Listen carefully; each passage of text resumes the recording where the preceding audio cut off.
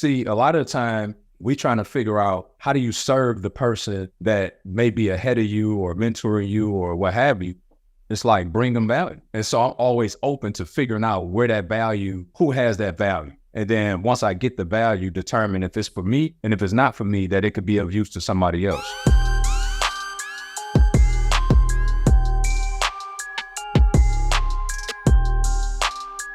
Many times here, when we're talking with people, we have a business card. That's how you introduce yourself, you keep in contact, things like that. In this market, when you go places, what do you have? Do you have a business card? What form of connection do you have, or do you use, or is it just via conversation? Really, really, really good question, Keith. So, and just to finish the thought that I probably didn't do as well as I would have liked to yesterday, while I do always evaluate and measure like the highest and best use of my time in any environment, part of that is also who I'm going to impact in lieu of being there as well. Okay, so I'm not just always going in thinking, what am I going to gain? Because I get fed from feeding. And going back to my example about how I've been effective at raising so much capital is because I literally I look to serve in every setting that I'm in. Okay, I just also look for environments where that's going to be reciprocated. And so I'm gonna tell you, it amazes me.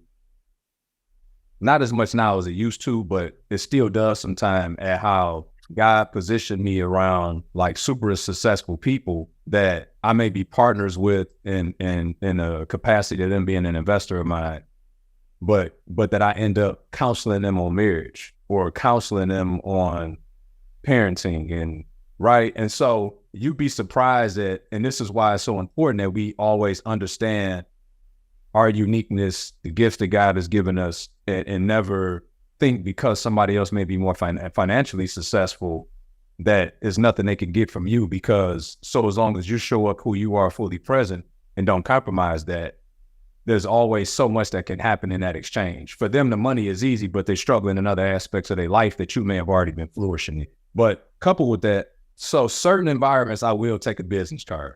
Okay. I normally, if I'm out in the field, I'll keep a business card in my backpack anyway. I keep like a card holder in my backpack. So if that's in the vehicle with me, I'll have one. But more often than not, people want to see your digital footprint. Everybody's got business cards. Everybody got placeholder websites. Like the jig is up. If people can't go and find your digital footprint and find you articulating yourself on whatever said thing that you're supposedly good at, then you're just everybody else. I know that some may even be challenged with, how do I even upload the video after? Right. That's why we keep saying, let us know where that unique place is for you, because we don't want you to omit doing it for the sake of thinking it's not necessary. It's actually requisite because you asked the perfect question to illustrate that. So part of what I do now is I have a QR code. Like I was at an event last week with 600 people, right?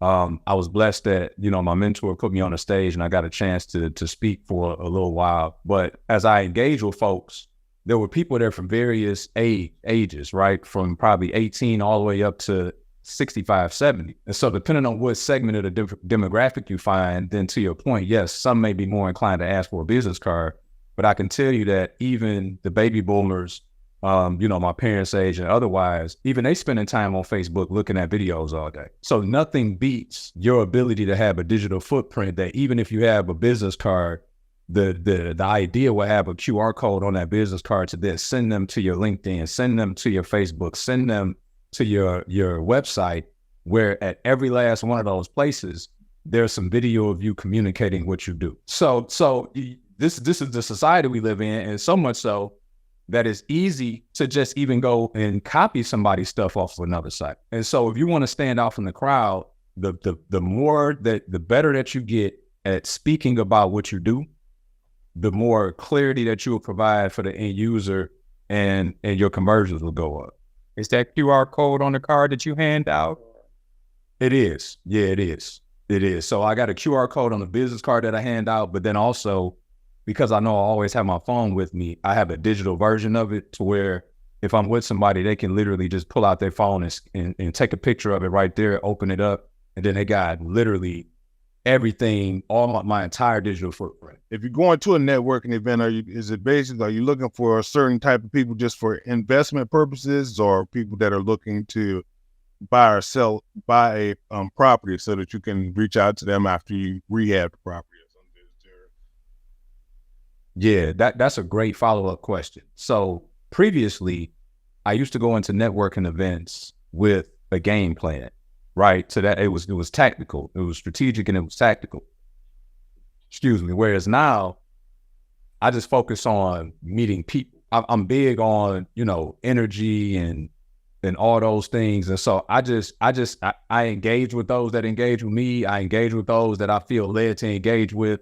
I stopped going into it with that intent, because what if I'm so focused on this over here that something greater over here I miss? So, I just try to have dialogue with as many folks as I come in contact with, and then find out what do they do. And then sometimes the person in front of you doesn't look like the person that can help you, but they know the person that can help.